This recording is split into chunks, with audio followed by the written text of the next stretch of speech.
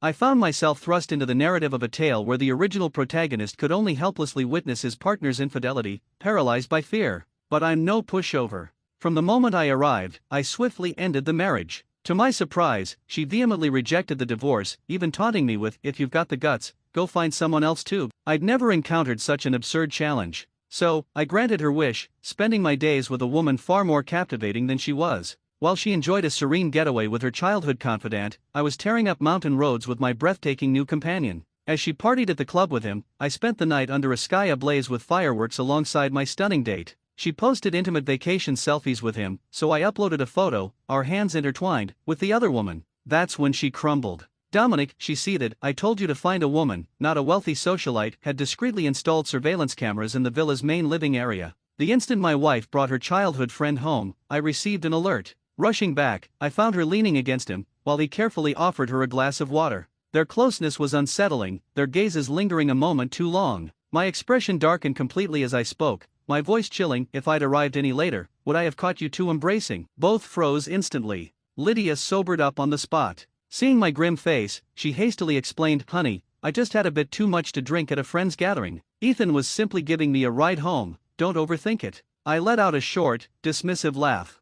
"Oh, just giving you a ride? And did you just happen to invite him in for coffee too? Or perhaps you were instructing him to let him in to watch my pet rock do quantum physics?" Lydia's face turned ashen. She sprang up, pointing an accusatory finger at me. "Dominic, what is your issue? Haven't you had enough of this? Ethan and I grew up together, I've always seen him as a younger brother." I took a step forward, my eyes narrowing as I stared at the timid man cowering behind her. "Younger brother? Do you take me for a fool?" Lydia sensed the danger in my stare. She quickly extended her arms to shield him, asking, What are you trying to do?" Seeing the apprehension on her face, I chuckled. "You're constantly with him, and now you've even brought him home, and I'm still not supposed to overthink it." I glanced at the numbers floating above her head. Probability of infidelity, 40%. Actual incidence, 0. That was the unique ability I gained upon transmigration. If that second number ever climbed to 1, given my temperament, I'd expose that deceitful woman on the spot. I fixed Ethan with a glare and snapped, "Aren't you leaving? Planning to spend the night here now?" Ethan flinched, but a flicker of defiance sparked in his eyes. Dominic, don't misunderstand. Lydia was drunk. I was just bringing her back. I'm sorry, it's all my fault. Please don't blame Lydia." He cast a pathetic glance at Lydia. I ignored him and said coldly, "If you know it's your fault, then get out. Or do you want me to forcibly remove you myself? A grown man acting like some fragile flower, it's utterly repulsive." Ethan looked pleadingly at Lydia, with an expression that screamed, "Please protect me." Honestly, he could have won awards for that act. Lydia sighed, clearly exasperated. "Ethan, you'd better go for now. Thanks for today." Ethan's face paled. I understand. "Lydia, please don't argue with him because of me. Get out." My eyes were sharp with cold fury. Ethan shuddered involuntarily, said nothing more, and fled. Once he left, I pulled out the divorce papers. "Lydia, if you're so eager to betray me, just sign these, and I'll let you go." To my astonishment, Lydia snatched the agreement and tore it to shreds. "Dominic, I don't have time for your fickle games. There's nothing between Ethan and me, and I'm not divorcing you." I gave her a mocking look. "Nothing, huh? You're practically inseparable from him every day." "Nothing? You were practically draped all over each other just now. If I hadn't walked in, would he have taken care of you all the way to the bedroom?" When I first arrived, her infidelity probability was just 20%. Now, after a single week, it was up to 40%. Even the stock market doesn't surge that fast. "Lydia, don't you dare disgust me." Lydia averted her eyes, clearly guilty. "Fine, let's both cool off. I'll stay at a friend's tonight. We can talk tomorrow." I didn't stop her but issued a warning. "Lydia, I'm not going to shackle you to my side. But as long as we're still married, if you dare betray me, you and that scoundrel won't walk away unscathed." It wasn't like I had any real affection for Lydia, but legally, she was still my wife. And I am no cuckold. You're deranged." She was shaking with rage as she slammed the door and stormed out. After Lydia left, my eyes landed on the photo wall, adorned with pictures of us. Fragments of the original Dominic's memories began to surface. "Lydia, even if you and Ethan grew up together, you're my wife now. Ever since he returned from abroad, you've been constantly by his side. Do you think that's normal?" "Dominic, Ethan is like a brother to me. What's wrong with spending time together? If your imagination runs wild, that's your problem. If there were truly something between me and Ethan, would I have married you?" That was 2 weeks ago. Ethan had used depression as an excuse and summoned Lydia with a single phone call. She never came back that night. The ironic part? That day happened to be their wedding anniversary. The next day, naturally, they had a massive fight. Ethan had only been back in the country for about a month, yet he had already become the catalyst for nearly daily arguments between them. The original Dominic accused her, questioned her, but still loved her profoundly. And every time, he chose to forgive her again and again. He just couldn't let go. I could almost see the pain and struggle in his eyes. But Lydia? She drove him to madness, then stood by coldly, watching him spiral. Finally, she ascended to the moral high ground and accused him of being emotionally unstable, claiming he was distorted and saw depravity in everything. In truth, before Ethan returned, their relationship had been stable. Back in college, Dominic had always harbored feelings for her. As the Blackwood and Thorne families began collaborating more closely in business, the two families often dined together. Dominic and Lydia gradually grew acquainted. Perhaps because they were the same age, they always sat next to each other at those dinners. They never ran out of things to discuss. Lydia possessed that sweet, approachable girl next door charm, gentle and caring. At the dinner table, she would constantly select food for Dominic. He often skipped breakfast, so she'd bring him an extra one every morning. Once, Dominic injured his leg while playing basketball. Lydia was heartbroken, she cried like a delicate flower in the rain. He was hospitalized for a week. Lydia stayed with him the entire time. That's how they slowly became a couple. Their dating years were the happiest time of Dominic's life. Every piece of clothing down to his socks and underwear was chosen by Lydia. And the gifts Dominic gave Lydia back then? They could easily form a small mountain. From their initial meeting in college, 3 years of dating, 5 years of marriage. Even though it began as an arrangement between the Blackwood and Thorne families, they genuinely fell in love. They were the perfect couple in their friends' eyes. They had even planned to try for a child this year. Lydia knew Dominic loved her deeply. No matter how furious he became, he could never bring himself to let her go. Whenever things escalated between them, she would always strike where it hurt. Dominic, you're always suspicious, overthinking everything. I'm exhausted. What's the purpose of a marriage like this? If you truly can't endure it anymore, then let's just divorce. And every time, Dominic would instantly transform into a complete pushover, apologizing endlessly, telling her it was only because he loved her too much. The most pathetic moment? He actually got on his knees and begged her not to leave him. Until a week ago, Dominic had a high fever. Not only did Lydia refuse to stay and care for him, she rushed off the moment Ethan called again. Devastated, Dominic downed an entire bottle of strong liquor in one go. When he opened his eyes again, I was here. Before she actually committed infidelity, I made the decisive move to file for divorce. But this woman, she played dirty, flat out refused. This past week, she didn't go near Ethan again, and instead focused all her attention on me.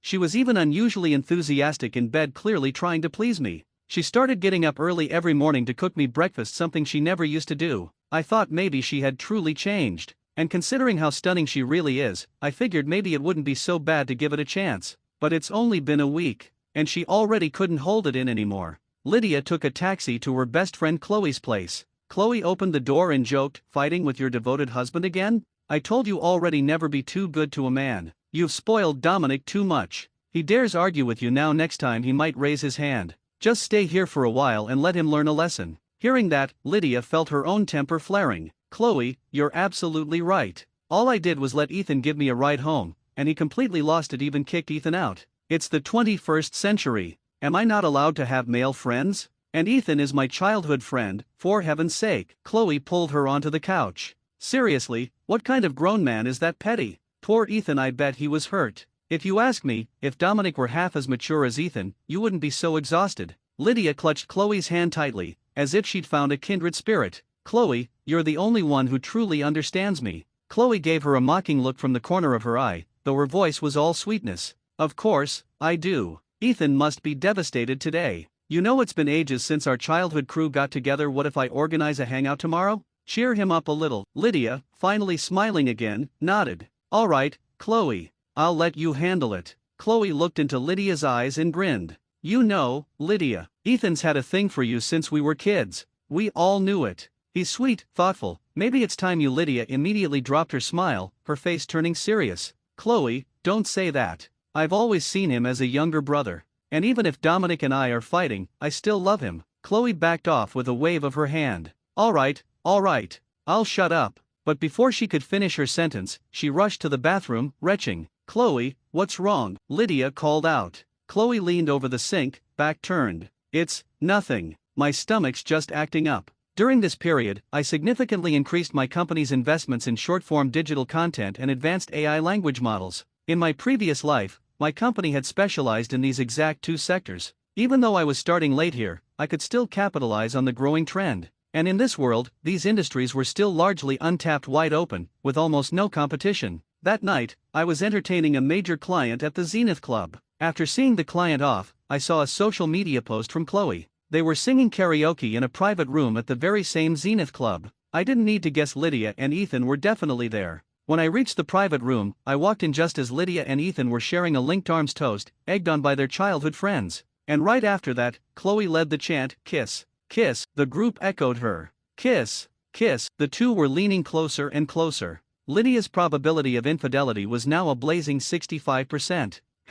Jumping 25 points in a single day? Unbelievable. Rage instantly consumed me. I kicked the door open. Everyone turned to look. Lydia's face went pale when she saw me. Darling, what are you doing here?" "Oh, I'm sorry, did I interrupt your romantic toast and make-out session?" Ethan stood up, attempting to appear innocent. "Dominic, it's not what it looks like. We were just playing a game." The provocation in his eyes was crystal clear. As if I were still the same pathetic pushover as the original Dominic. "Game, my ass." Smack, smack, smack, smack. I slapped him 4 or 5 times in a row, back and forth, then landed a solid kick to his stomach, sending him flying. Thud. Ethan crashed to the ground, curled up and groaning in pain. His delicate little pretty boy face was now swollen like a pig's head. It all happened in a flash. No one in the room had time to react. The place was dead silent. Everyone was shocked, speechless. "Ah, Dominic, how dare you? You pathetic weakling. Who gave you the audacity?" Chloe shrieked, rushing at me as if she intended to scratch me.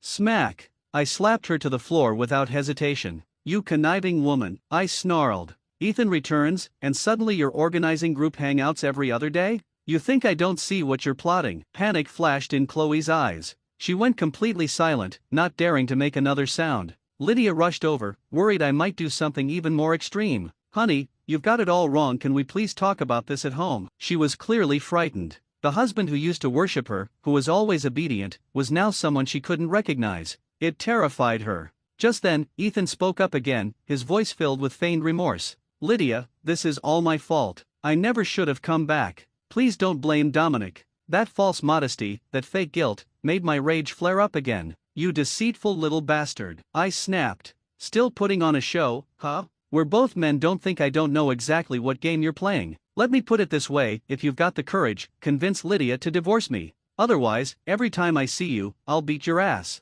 You just love picking up the scraps I've already tossed aside, huh? Pathetic piece of trash." Lydia's eyes blazed with fury. She shouted, "Dominic, that's enough. When are you going to stop? How long are you planning to keep making a scene?" I shoved her away. "If you really want to shack up with that pathetic excuse for a man, then divorce me. But don't act like a saint when you're behaving like a tramp." The entire room went dead silent. I looked around. Her so-called childhood friends all dropped their gazes the moment I met their eyes. No one dared look at me. Puffed. What a chaotic mess. I'd thrown punches, shouted enough, vented most of my anger. Time to go. I turned and left. Behind me, Lydia stood there, trembling with rage, screaming at my back, "Dominic, I'm not divorcing you. If you've really got the guts, go find another woman. Stop orbiting around me all the time." I paused briefly at the door, then walked away without looking back. I stepped out of the club and had just settled into the driver's seat when a woman burst out from the entrance, yanked open the passenger door, and climbed in. I blinked in confusion.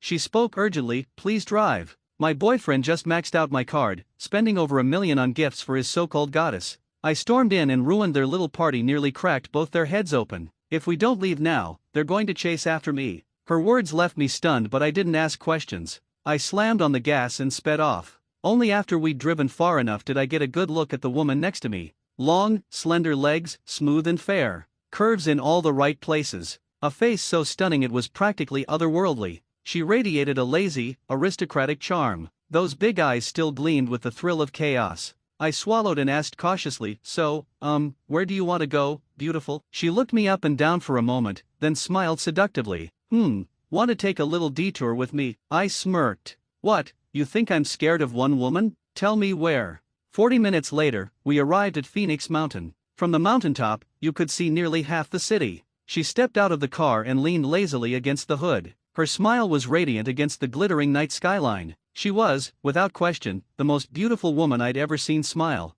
I lit a cigarette, exhaled slowly, and asked, according to what you said, your boyfriend betrayed you. Shouldn't you be upset? Why are you smiling? Why would I be upset? She replied with a grin. This is my rebirth. My ex-boyfriend? Just a materialistic loser, a manipulative jerk, a full-blown gold digger. He used my money, my house, even my cards and then spent it all on another woman. You tell me, is that even human? The former owner no, wait I used to be a total hopeless romantic. Naive, soft-hearted, blindly in love. I got played like a damn fiddle. But luckily, I woke up today. That scumbag? Just got what he deserved. And this is just the beginning. I've got way more in store for those 2 trash bags. Halfway through my smoke, it slipped from my fingers and hit the ground. Former owner. Wait. Did she just say, former owner? No way was this drop-dead gorgeous woman also someone who'd transmigrated here? A fellow transmigrant? I instantly felt a sense of connection like meeting someone from your hometown in a foreign land.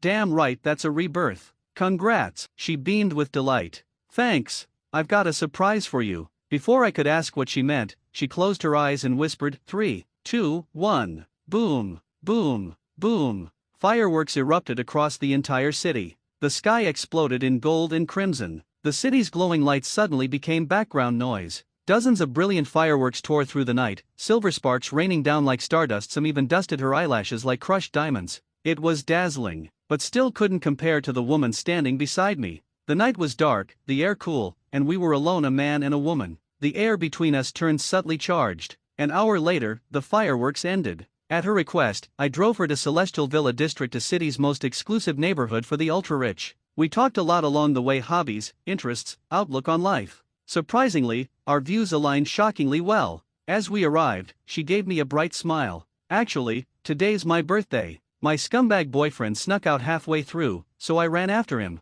And honestly, having you around on the most important day of my life made it really special. Good night, Mr. Blackwood. She turned and walked away. I just stared at her graceful figure, stunned, unable to snap out of it. I searched the original Dominic's memories for any clue but came up empty. Still, someone who could live in celestial villas and set off citywide fireworks for their birthday? She clearly had power and connections. Finding out who she was through her license plate would be a piece of cake. No wonder I'd felt like we were being followed on the way up, probably a security escort. I pulled out my phone and searched for any news about fireworks that night. Nothing. Not a single post. Interesting. I didn't dwell on it. I drove away from the Villa District, not back to the apartment I shared with Lydia, but to the place I used to live before we got married. By the time I got there, it was almost dawn. I looked at my phone, 99 missed calls from Lydia. I turned it off without hesitation. I was exhausted, collapsed into bed and slept like the dead. At the Horizon Villa, Lydia stared at her phone, trembling with anger as she heard the automated "the number you dialed is powered off" message.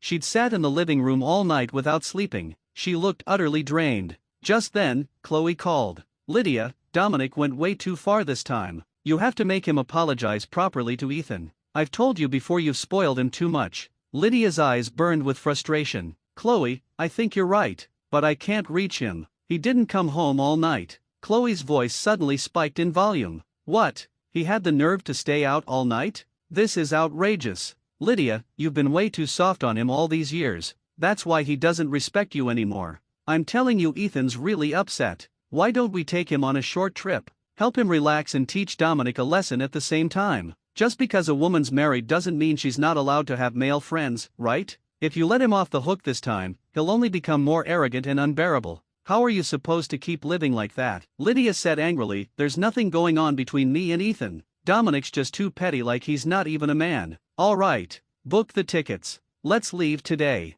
During that period, I didn't go back home. I was completely done with Lydia. I didn't return a single one of her calls or messages. In this world, both short-form digital content and AI language models were still emerging industries. If I wanted to carve out a place in the market, I had to move fast. Lydia and I had signed a prenuptial agreement before marriage. Our companies were independently operated, and there was no shared marital property to dispute. All we had was a few years' worth of salaries as mutual income. So, whether we divorced or not, it wouldn't affect my plans to rapidly scale my company. With the current strength of the Blackwood family, we could fully handle the short-form content sector ourselves. But large language model AI? That would require massive upfront investment, and the Blackwood family couldn't afford to fund independent research and development. I had to find a large corporation to partner with. I spent days knocking on doors, trying to pitch collaboration opportunities to major players. Every single one turned me down. Even my parents and the rest of the Blackwood family urged me to give up. Just when things looked hopeless, one of a city's top elite families, the Sterling family, agreed to partner with us.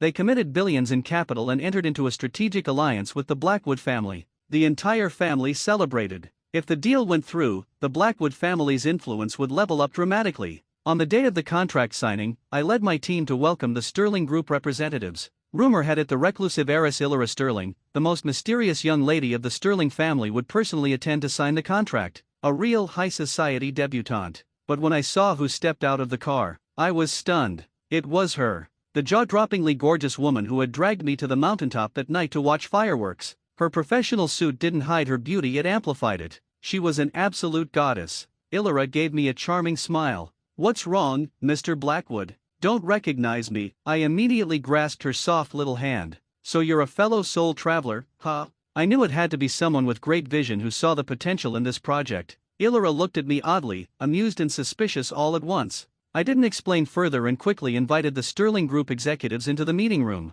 The cooperation process went incredibly smoothly. Illyra used project supervision as an excuse to visit every few days and often invited me out to dinner. Naturally, I was more than happy to oblige. And slowly, the two of us grew closer. Of course, I knew Lydia had gone on a trip with Ethan. She was probably doing it to provoke me, posting daily updates with photos of the two of them. There were shots of them holding hands on the beach, feeding each other, even cheek-to-cheek selfies that left nothing to the imagination. Naturally, I wasn't going to just sit back and take it. I asked Illyra to help me take a photo us holding hands while shopping. Once we got a good shot, I posted it to my social feed set to visible only to Lydia. Not even 10 minutes passed before Lydia called. After thinking for a moment, I picked up. The second I answered, her voice exploded through the phone. "Dominic, you bastard. You cheating piece of trash. You go out and find another woman the moment I'm away? How could you do this to me?" I couldn't help but laugh.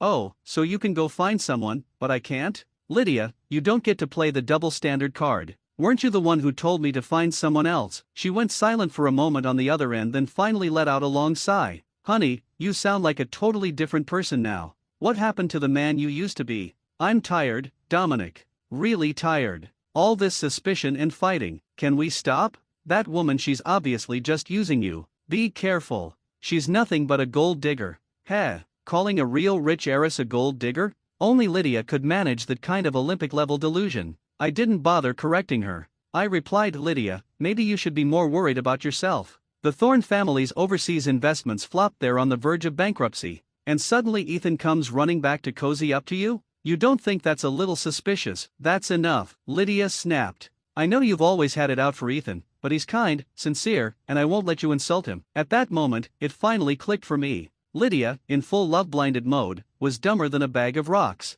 My patience was running thin too. "Lydia, cut the damn whining already. Are you done or not? I'll ask one last time, are you divorcing me or not? If not, I'll file a lawsuit and settle it in court. Do whatever you want." And with that, she hung up. Over the next few days, I continued to post a series of intimate photos with Illyra on my social feed. Sure enough, Lydia couldn't sit still anymore. She finally decided to come back. She called me. "Darling, I'm at the cafe downstairs from your office. Can we talk?" I responded flatly, "Wait a bit. I'll come down once I finish this batch of documents." About 10 minutes later, I sat across from Lydia at the table and went straight to the point. "I don't have time to waste on back and forth. If you agree to a divorce, we can go to the civil office right now and get it done. If you want to talk about anything else, don't bother. See you in court." Lydia's expression changed instantly. She looked at me in disbelief. "Dominic, are you serious right now?" I looked at her like she was an idiot. "What do I look like?" "I'm joking." Her face twisted with sadness.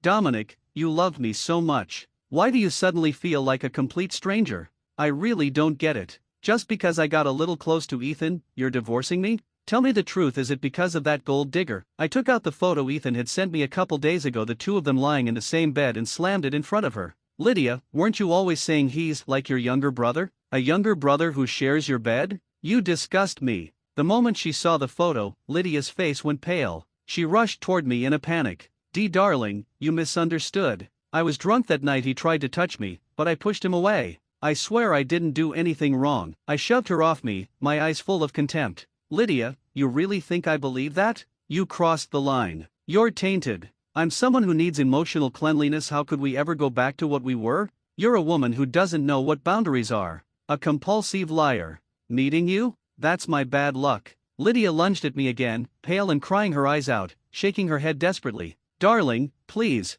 I didn't lie to you. I really pushed him away. I didn't cheat. I messed up, but please. Of course, I knew she hadn't cheated. Her cheating probability was at 90%, but actual incidents, 0. She held the line this time. But what about next time? Lydia, you know I've got this photo now. Even if I take this to court, it'll be an easy win. And once the divorce becomes public, so does the scandal. Your Thorne family's reputation? Gone. You've got two choices: come with me to the registry office right now and settle this peacefully, or lose everything when it goes to trial. This offer, I'm only making it once. Lydia's father was a profit-driven businessman, but her mother? A university professor extremely concerned about her public image. If she found out about all this, Lydia would be done as the Thorne family's heir. And the Thornes had more than one daughter. Lydia had no other way out. She followed me numb, robotic through the entire divorce process. Outside the civil affairs office, she remained standing there in a daze. She stared in the direction I left, frozen in place, still unable to comprehend how two people who once loved each other so much ended up like this.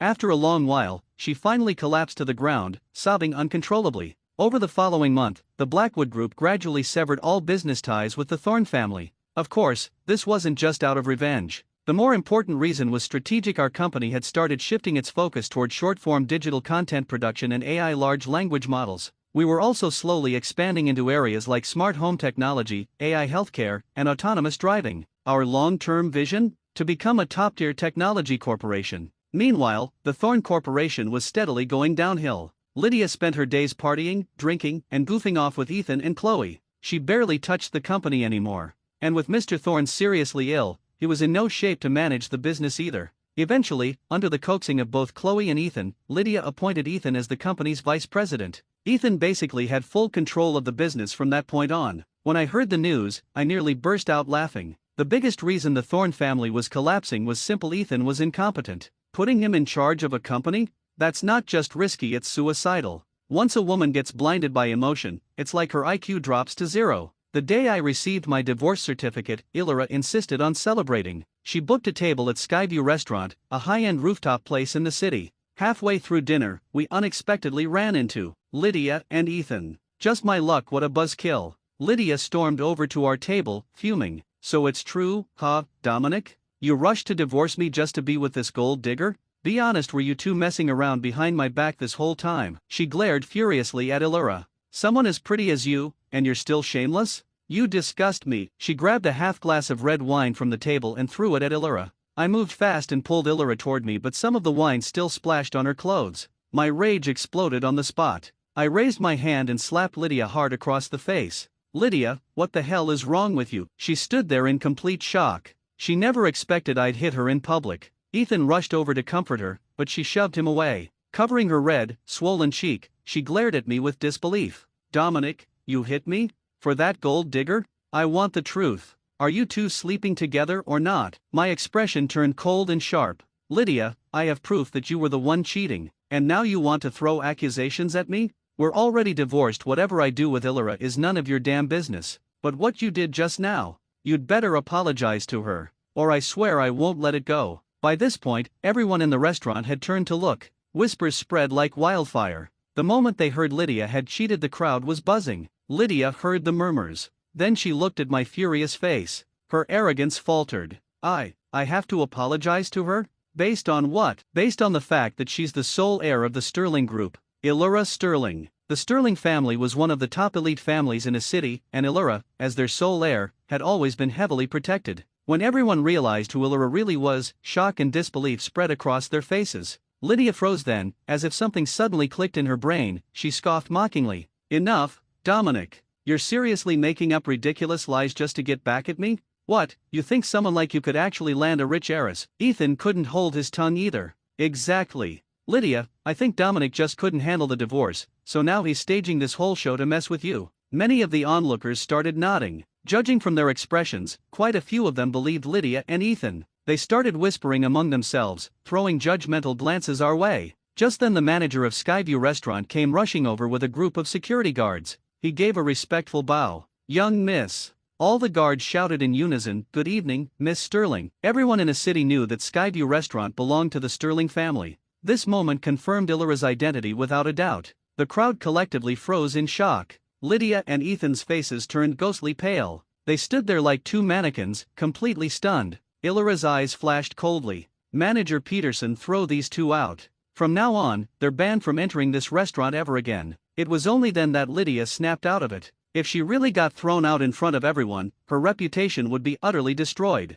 "Miss Sterling, I swear I didn't mean it. I'm sorry. I was wrong." But no matter what she said, it didn't change the outcome. She and Ethan were escorted out. Finally, the place was peaceful again. After we sat back down, I glanced at Illyra with a half-smile. "Miss Sterling, you haven't been in this world long, but you've adapted pretty well to your new identity." Illyra stared at me, eyes wide, speechless for several seconds. At that moment, she finally understood what I meant earlier when I called her a fellow traveler. Her eyes lit up. She grabbed my hand and wouldn't let go, calling me hometown buddy over and over again. The restaurant manager nearby just stood there, jaw on the floor, utterly dumbfounded. Illyra, now that the dam had broken, turned into a total chatterbox. She went on and on from her past life to her current one, no topic was off limits. Illyra started showing up at Blackwood Enterprises even more frequently. It didn't take long for both the Sterling and Blackwood families to notice Illyra was clearly not just being polite with me. The Sterling Group's approach was direct and aggressive, they simply sent over piles of high-quality projects.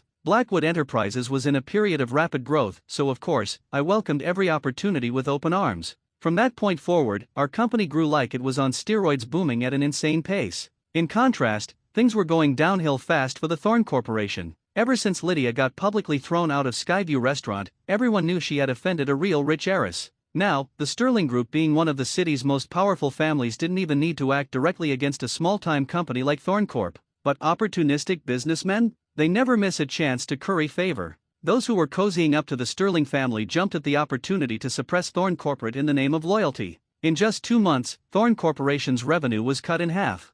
The whole company was on the verge of collapse. During those 2 months, Lydia called me almost every day. After I blocked her, she started coming to the office in person. Every time, I had security throw her out. One day, just as I was leaving work and walking into the parking lot, Lydia managed to ambush me. She rushed over and grabbed my arm. "Dominic, I know I messed up. I didn't know she was a rich heiress. Please talk to her for me. I swear nothing ever happened between me and Ethan. I still love you. If you help me beg for forgiveness, I'll agree to remarry you, okay?" That moment confirmed it for me. This woman was completely out of her damn mind. "Lydia, can you try running your words through your brain first? You think I'd ever take back someone like you, a woman with no sense of boundaries, no self-awareness, and zero decency? I stopped loving you a long time ago. We ended a long time ago. I'm busy, so stop showing up and harassing me." Lydia's shame turned into rage. "I don't believe you. You loved me so much. This was just a small mistake. I've already apologized. I've humbled myself to you. What more do you want from me?" With the kind of temper I had, if she weren't a woman, I would have already beaten her so bad her own parents wouldn't recognize her.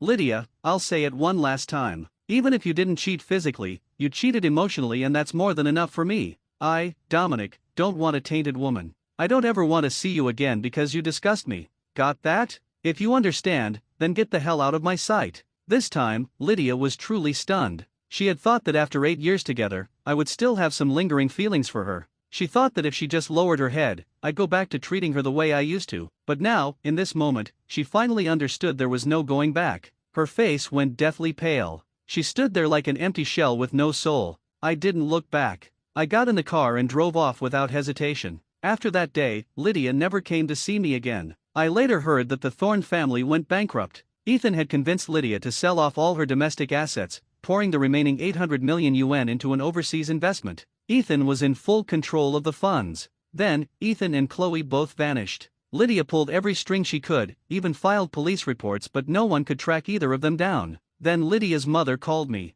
She said Lydia was hospitalized, refusing to cooperate with treatment, and she begged me to go visit. Her voice was filled with desperation. Lydia's mother had always been a kind, cultured woman, a university professor. Throughout the 5 years I'd been married to Lydia, she had always treated the original me with genuine warmth and respect. I last saw her at Mr. Thorne's funeral. She had noticeably more white hair and looked utterly worn down. After thinking it over, I couldn't bring myself to say no. When I saw Lydia again, I barely recognized her. Her skin was sallow, her hair greasy and unkempt. Clearly she hadn't taken care of herself in a long time. She sat in a hospital gown, staring blankly at the ceiling, eyes lifeless. When I walked in, she spoke calmly. "You came to mock me, didn't you?" I didn't reply. She continued, "I was such a fool, letting those two scumbags manipulate me like a damn puppet. Ha! I had such a good life, a husband who loved me, a decent company. Maybe someday we would have had two lovely, well-behaved kids. But I ruined it. Because I was blind and stupid. I destroyed it all. I'm sorry." Her apology blurred into sobs. "I really regret everything." Her mental state was clearly fragile. After crying for a while, she eventually fell asleep. I never said a word. Once she dozed off, I quietly placed a fruit basket beside her bed and walked away without looking back. 3 years later, the short-form digital content and advanced AI language models developed by my company were massive successes. Blackwood Enterprises also achieved major breakthroughs in smart healthcare and smart home technology. The company's market valuation surpassed 100 billion yuan, and my personal net worth crossed 30 billion. That same year, Ilira and I held a grand, extravagant fairytale wedding that went viral across all platforms. We topped the trending charts, and people from all walks of life sent us sincere and joyful blessings. 2 years after that, Ilira and I welcomed a daughter and a son, a beautiful, complete family. Meanwhile, Lydia, having suffered from years of depression, anxiety, and refusing treatment, her breast cancer had advanced to its late stage. I leaked the whereabouts of Ethan and Chloe, who had recently returned to the country with their child. That evening, our little boy got hungry and began crying non-stop. The TV was reporting breaking news: Ethan and his entire family had died in a car crash. As the nanny rushed forward, I stopped her gently. "I'll handle it." I picked up the formula myself and went to prepare milk for my son. My spouse, Ilira, and I underwent a medical examination, and it was discovered she had stomach cancer. I returned home to speak with my parents, contemplating selling our residence to finance her treatment. However, my mother presented a condition: "I can transfer the house deed to you, but only if you tell her you are the one with stomach cancer." My mother's request left me stunned, yet for Ilira's sake, I agreed. That very evening, Ilira's mother, Madame Dubois, rushed to our house, attempting to persuade me to seek a divorce, insisting I shouldn't burden her daughter. Ilira herself echoed this sentiment, saying, "If you truly love someone, you wouldn't hold them back." I gazed at her blankly, unable to comprehend such a statement. From the outset, I understood my mother's intention. She aimed to test the strength of our bond, to ascertain if my wife was genuinely worth the sacrifice of our home. I had always believed our affection was unshakable and capable of enduring any trial. But now, I realized the old adage held true: a couple is like birds in the same forest. When disaster strikes, they scatter. Ilira observed my silent shock and sincerely remarked, "You know, fighting cancer isn't as straightforward as you think. You can research it. For most families battling cancer, the funds deplete, and the individual still doesn't recover." Madame Dubois interjected anxiously, "Precisely. By then, we'd have to sell the house, sell the car, borrow from everyone, and in the end, it still might not work. When you're gone, what will become of my daughter?" I had always shown respect towards Madame Dubois, but this time, I completely disregarded her. I looked directly into my wife's eyes and asked earnestly, "Is that truly how you feel?" She responded, "I just hope you won't be selfish and consider my future too." I inquired, "Do you genuinely believe wanting to stay alive is a selfish act?" Ilira sighed and said, "All I know is, if I were the one with cancer, I'd never burden you. I would divorce you and face it alone." I fell silent. Madame Dubois wiped away tears and addressed me, "I know this is painful, but what wrong has my daughter committed? She's still so young. What is she supposed to do with the rest of her life?" Suddenly, I began to question if she might be right. I'm still young. If I deplete all my family's savings attempting to save my wife, and ultimately, she still doesn't recover, what would become of my future? At that very moment, Ilira unexpectedly handed me divorce papers. A chill ran through me. I had just informed her of the diagnosis, and she already had divorce documents prepared. I picked up the agreement and couldn't help but freeze. It was a cunningly crafted contract. After the divorce, not only would she receive half of our cash, but the house would entirely go to her. The only possession remaining to me would be a car. I suspected that if she could drive, even the car wouldn't be mine. Ilira stated, "If you agree, just sign it, and we'll proceed with the divorce at the Civil Affairs Bureau." I asked, "Do you truly believe this contract is equitable? My family purchased that house. Why should it become yours after the divorce?" Madame Dubois swiftly cut in, "Don't you recall what I said when you married my daughter? I made it clear that you had to own a house to get married." I responded, "I remember.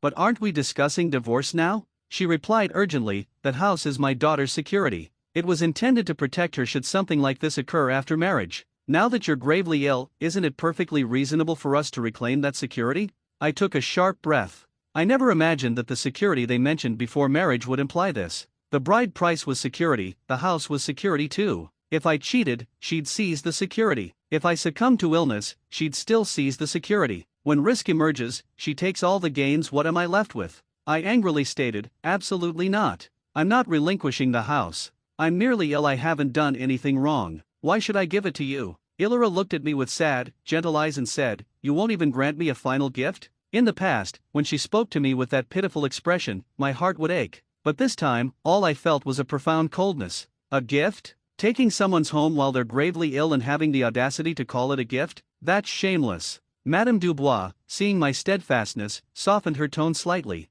Listen to me, she said, this house isn't solely for my daughter. What if something happens to you later? Doesn't someone need to care for your parents? Illyra quickly added, exactly. I'll help look after your mom and dad in the future. I stared at her coldly. At this juncture, I didn't believe a word she uttered. Before we married, she explicitly told me she didn't want to live with my parents. That's why we purchased this separate house. And now she claims she'll care for them? How can I believe that? I sneered, my parents don't require your assistance. Illyra nodded and said, fine, then let's go to court. I gasped. I looked at her in disbelief and said, you know I have stomach cancer, and you still wish to take me to court? Madame Dubois snapped, clearly losing patience. We tried speaking nicely, but you don't comprehend, do you? You want the harsh truth? You're already unwell. We dragged you through court for a few years. Do you think you'll live long enough to safeguard those assets? She grew increasingly agitated, even pointing her finger in my face. By the time you're deceased, it'll be your elderly parents dragging us to court. Do you think we're afraid of them? Rage surged within me.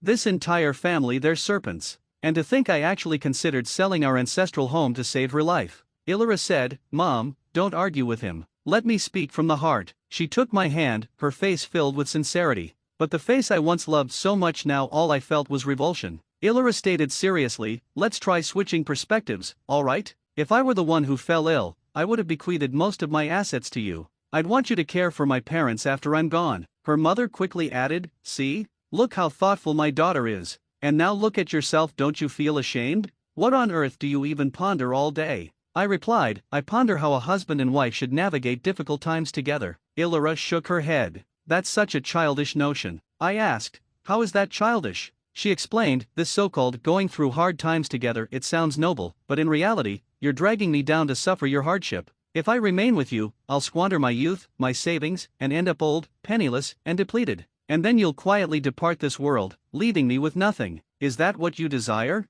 Listening to Illyra's words felt like knives piercing my heart. I had thought that if she were ever sick, I'd give everything I had to save her. But it never occurred to me that if the roles were reversed, and I was the one who got sick, her first reaction would be to see me as a burden. I sighed and sorrowfully said, how can there be such a thing as a burden between husband and wife? We clearly made a vow that no matter how poor or how sick we became, nothing would tear us apart. She shook her head and said, you're being too naive. Let me tell you what horrifying things would happen if we didn't get divorced. I didn't understand how this turned into something horrifying, but she looked deadly serious. In the beginning, sure, I'd stay by your side and go through treatment with you. But as time passes, the savings would dwindle, debts would pile up, and we might even be forced to sell our house and car. Do you truly think we could still live a good life? I didn't respond. Instead, I found myself imagining the scenarios she described. She continued, then what? You'd be so sick you couldn't even walk, and I'd have to carry you to the hospital. Without a car, we'd be taking the bus in the wind and rain. I'd be wiping your piss and waste day after day. Wouldn't that make you feel guilty?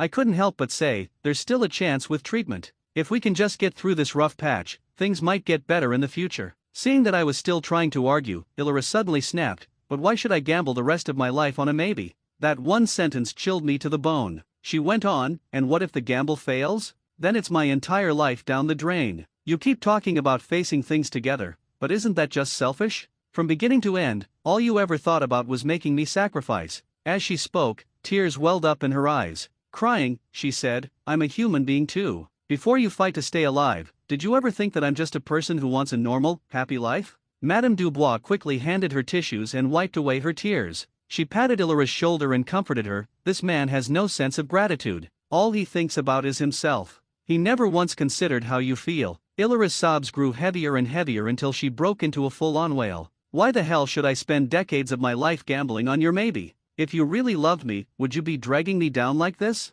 I stared at her tear-streaked face, her words echoing in my head. She was right. Why should I gamble away her next few decades for the slim hope of my survival? In that moment, I realized how terrifyingly foolish I had been. It was also in that moment that I finally understood my mother's good intentions. She once said, "Right now, you've fallen into the abyss. If I could, I'd pull you out. But I'm too weak. If you keep clinging to me, you'll drag us both down into the pit." I gave a bitter smile and said, "You're right. If we ever loved each other, we should think about what's best for the other. There's no need to drag each other into the abyss." Sensing that I was finally relenting, Illyra and Madame Dubois exchanged a glance and quickly said, full of emotion, "Yes, I'm glad you understand now. The reason I'm asking for a divorce today isn't because I'm heartless. It's because we loved each other. That's exactly why we can't go down this road together." Just then, my phone suddenly rang. It was a text from my mother. She wrote, "I've already inquired. Our old house can still be sold for about 600,000 yuan. That should be enough to cover a few years of treatment." Madame Dubois caught a glimpse of the screen. Her expression instantly changed.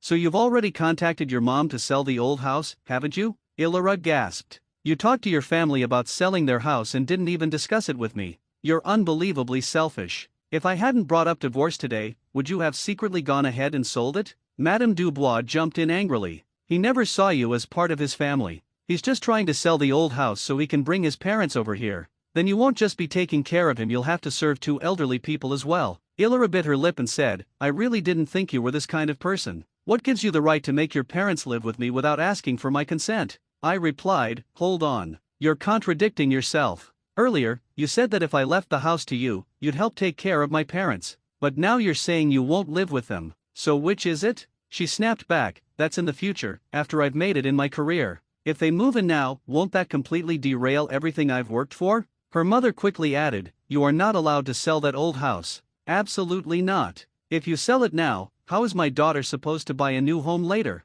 Your parents will just use the excuse that they have nowhere to go and latch onto her for life." I gave a bitter laugh and said, "I never thought I'd see the day where my parents have to get permission from you to sell their own property." Madame Dubois righteously declared, "You're not only dragging down your wife, you're dragging down your parents too. You're irresponsible. Let me make this clear, you are not allowed to sell that house. If you even try to put it on the market, I'll show up every single day to make a scene. No one will dare buy it." That's when I truly understood. If I was the one who got sick, they wouldn't just want half my savings in the house, they wouldn't even allow my parents to sell their own house, just in case they ended up with nowhere to live and moved in with Illyra. Illyra looked at me in disappointment and said, "Why have you become like this?" I said I would take care of your parents, but not right now. This is the critical period in my career. If you drag me down now, how can I possibly help your family in the future? I gave a bitter smile. "So what you're saying is, even if I used up all of my own savings because of my illness, I still wouldn't be allowed to let my parents sell their house to save me?" Illyra responded seriously, "Don't twist my words to make me sound cruel.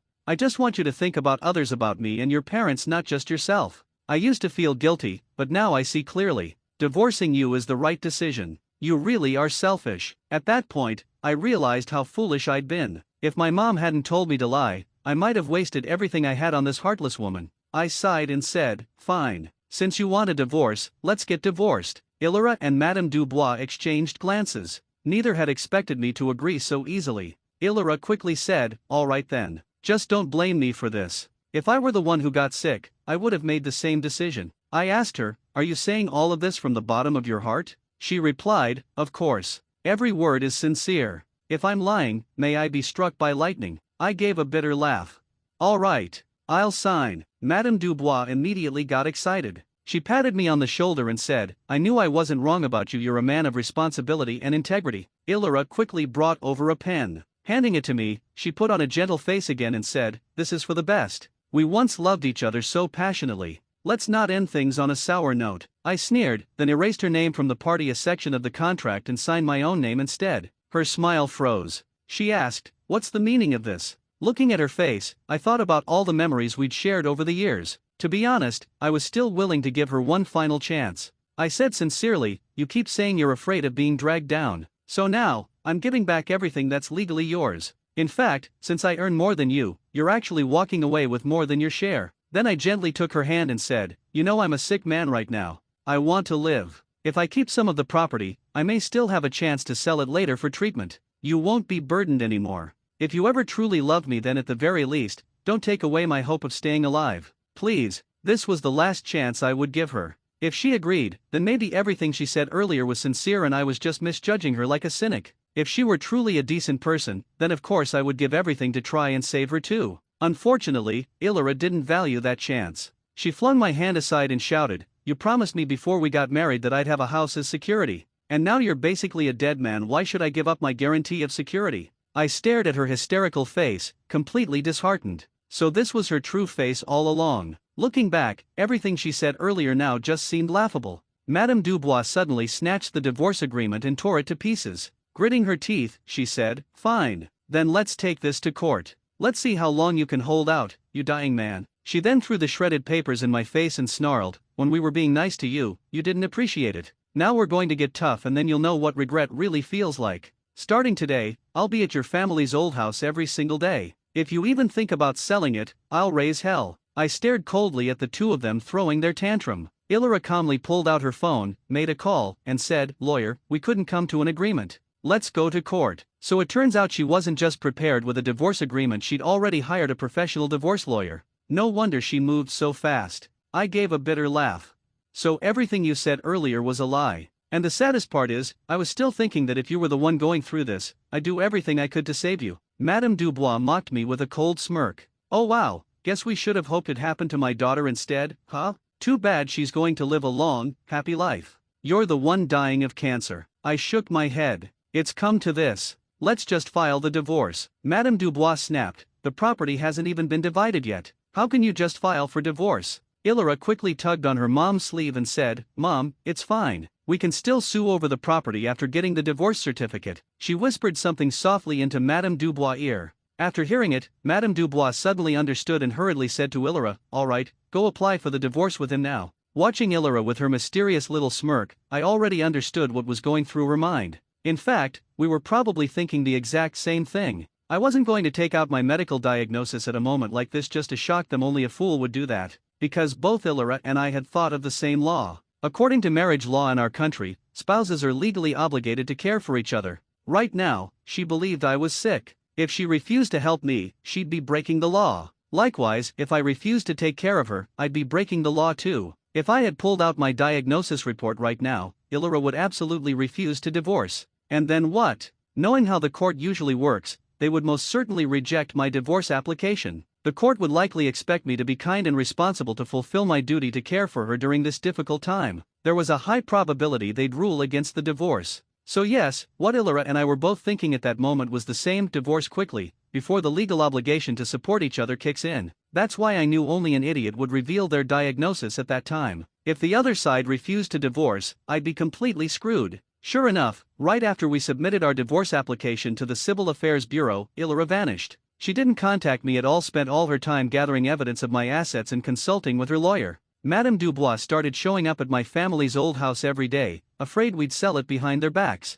All I could feel was sadness. She was so busy preparing for the property lawsuit that she didn't even have time to go to the hospital and pick up her own medical report. During this period, I wasn't idle either. I did something sneaky too. I reached out to lawyers all over the place, just to let Illyra know I was preparing for a legal battle as well. That made her even more anxious, and she completely ignored her own health check results, running around every day. At last, after this tug of war, the divorce cooling-off period ended. We finally received our divorce certificate. Illyra put it away and sneered, "Now let's take our time with the property lawsuit. Let's see if I can drag you to death." I sighed and handed her the medical report. We were husband and wife, after all. "I've got a little gift for you." She paused. "What is it?" I said, "Remember how we went for a health checkup together? I called the hospital. You've been so busy, you never went to pick up your results, so I picked them up for you." Illyra instantly let out a cold laugh. "Oh, now you're trying to act like you care? Hoping I'll go easy on you in court? Not a chance." Her mother stood beside her and encouraged, "Don't fall for his tricks. He's just selfish. Don't get soft just because he's pretending to care." The lawyer said, "Don't be scared, and don't back down." I smiled bitterly. "At least take a look first." She snatched the report from my hand and started reading it. As she read, something seemed off. Her brow furrowed tightly. What does this mean?" I said, "You really can't understand your own medical report?" She snapped impatiently, "We're already divorced. Don't talk to me in that condescending male chauvinist tone, it makes me want to vomit. If you've got something to say, say it. If you've got crap to spew, then spit it out." Madame Dubois chimed in, "Exactly. You're already half dead. Don't sit there mocking us for not having an education. If you've got something to say, make it quick, no one wants to hear your babbling." I let out a long sigh and said, "1 month ago, your report showed signs of stomach cancer. I rushed home to persuade my parents to sell their house to save you. But my mom told me to pretend I was the one who was sick just to test you. The two of them stood frozen, stunned. Illyra looked at the report again in disbelief, her voice trembling. This can't be true. You must be lying. You're doing this just to disgust me. I shrugged. If you don't believe me, go get a second opinion at another hospital. I don't think it's necessary, though. You don't have much money left. You should be spending it where it matters most. Illyra stood there dumbfounded, holding the report, completely at a loss. Madame Dubois snatched the report from her hands, scanning it frantically. Her whole body began to tremble, and she cried out, How could the sick one be my daughter? I said coldly, giving you that report, that's my last gesture of goodwill. You never went to the hospital to pick it up yourself. You wasted an entire month. Honestly, that was really stupid. If you hadn't been so obsessed with money and lawsuits, if you'd cared even a little about your health, none of this would have been wasted. After I finished speaking, I turned to leave. But at that moment, Madame Dubois suddenly broke down in loud, uncontrollable sobs. Illyra grabbed my arm, her hands trembling. Wait, you can't leave. I don't want the divorce anymore. She threw the divorce certificate back onto the counter and anxiously said to the clerk, We changed our minds. We don't want the divorce. Please help us cancel it. The clerk looked helpless. You've already received the certificate. It's too late now. Where were you during the 1-month cooling-off period? Illyra pleaded, We can't get divorced. I take it back. Please, help us remarry. I shook off her hand and said calmly, Even if you want to remarry, I don't agree to it anymore. Besides, you're the one who asked for the divorce. Now you want to take it back like it's nothing? What do you think, marriage is some kind of joke? Tears instantly streamed down her face as she clung to my hand and cried, How could you do this to me? You knew I was sick, yet you still divorced me? I looked at her in disbelief. Do you hear yourself? Weren't you the one who said if someone got sick, we should get divorced so we don't drag each other down? She sobbed, That's not the same. Ah, there it was. The double standard. I rolled my eyes. I really couldn't see how this was any different. I turned to leave again, but she quickly clung to my arm once more, desperately saying, You can't leave. Let's go get remarried right now. We once loved each other so passionately, how can you abandon me at my lowest point? Madame Dubois cried out too, Yes, my daughter used to love you so much. And who says cancer can't be treated? There's always a chance of recovery. I let out a cold laugh and threw her own words back at her, and why should I gamble the rest of my life on a maybe for you? Illyra, furious and flustered, shouted, If you walk out that door today, we'll sue you. We'll fight you to the bitter end. I shrugged with indifference. Go ahead. Sue me all you want. Let's see how many years you can drag it out. By the time you die from your illness, I'll take your parents to court instead. Please, don't go. Illyra broke down completely. She suddenly dropped to her knees in front of me, clinging to my hand with a pitiful expression. I was wrong. I was immature before. Please, for the sake of the love we once had, don't leave me now, not when I need you most. Looking at her tear-streaked, pleading face, I felt a chill deep in my bones. I said, When I first found out you were sick, I did everything I could to help you. But you and your mom insisted that being sick meant we shouldn't burden the other person. You even caused a scene at my parents' house, refusing to let us sell our old home. Wasn't this the exact result you both wanted? Illyra wept and trembled. It's different now. The situation is different. I said firmly, Please keep your promise. You told me many times if you were the one who got sick, you would never drag me down. So don't be selfish now. Think about me for once. In a panic, Madame Dubois blocked my way. Pointing a trembling finger at me, she screamed, You heartless bastard. How could you walk away from your wife after she's been diagnosed with cancer? What kind of morally bankrupt man are you? She was shouting so loudly, clearly trying to attract attention. But unfortunately for her, we hadn't exactly been quiet up to this point. Everyone nearby had already heard the whole story. The crowd now looked at them with no sympathy. If anything, their gazes carried thinly veiled contempt and mockery. I said, Get out of the way. Good dogs don't block the road. Madame Dubois went mad with rage, raising her hand like she was about to slap me. I said coldly, Go ahead. Hit me. Try it. Your family's desperate for money right now. If you lay a hand on me, I'll throw myself on the ground and fake an injury. Let's see how much money you've got left to compensate me. She stared daggers at me, her hand frozen in midair, but in the end, she lowered it and softened her tone. It was our fault. All of it. What do you want me to kneel and beg before you'll even consider remarrying my daughter?